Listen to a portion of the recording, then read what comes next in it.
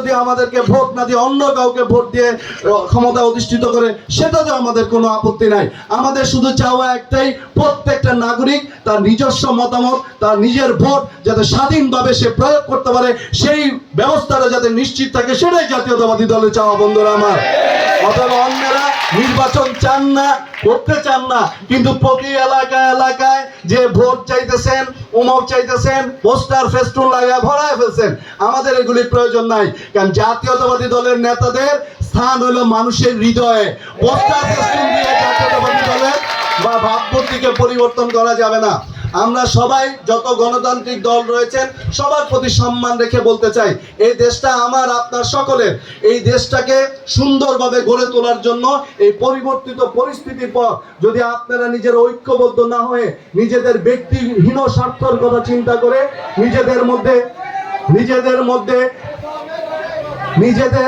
যদি হানাহানি বা অসন্তোষ সৃষ্টি করার রাজনীতিটা চালু করতে চান, ক্ষতিগ্রস্ত আপনারা হবেন। কারণ জাতীয়তাবাদী দল একমাত্র দল এই গত 16 বছর স্বৈরাচারীর বিরুদ্ধে চোখে চোখ রাঙিয়ে রাজপথে লড়ে গেছে বন্ধুরা আমার।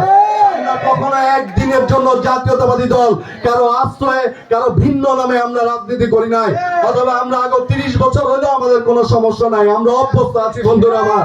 অতএব সবার আগামী দিনের যে সুস্থ ধারার যে রাজনীতি, সেটা প্রতিষ্ঠিত সেই কামনা ব্যক্ত করে, এবং আমরা নারায়ণগঞ্জবাসীর আমাদের সামর্থ্য অনুযায়ী অনেকে অনেক কথা বলেছেন, অনেক ধরনের সমস্যা রয়েছে। বিশেষ করে এই ফতুল্লাহ এই অঞ্চলে যে জলাবদ্ধতা বিরাট একটা সমস্যা।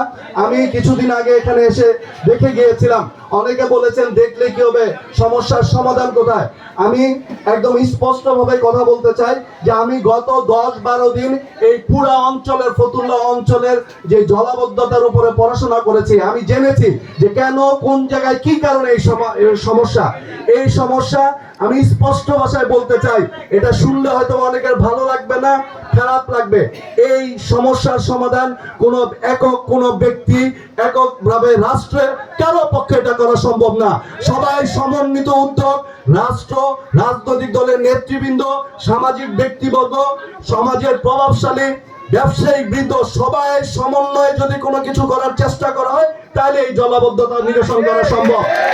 এই জলাবদ্ধতা খাল বেদখল হয়ে গেছে। অনেক প্রভাবশালী, অনেক সরকারি কর্মকর্তারা অনেক বড় সরকারি কর্মকর্তারা তাদের খাল দখল করে বাড়ি করে ফেলেছেন। অনেক ব্যবসায়ী প্রতিষ্ঠান বানিয়ে ফেলেছেন।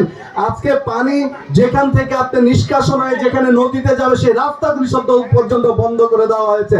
অতএব এই সমাধান সবাইকে ঐক্যবদ্ধভাবে, এবং আগামী দিনে যদি নির্বাচিত কোনো সরকার আসে, সেই সরকারের একার পক্ষেও করা সম্ভব না।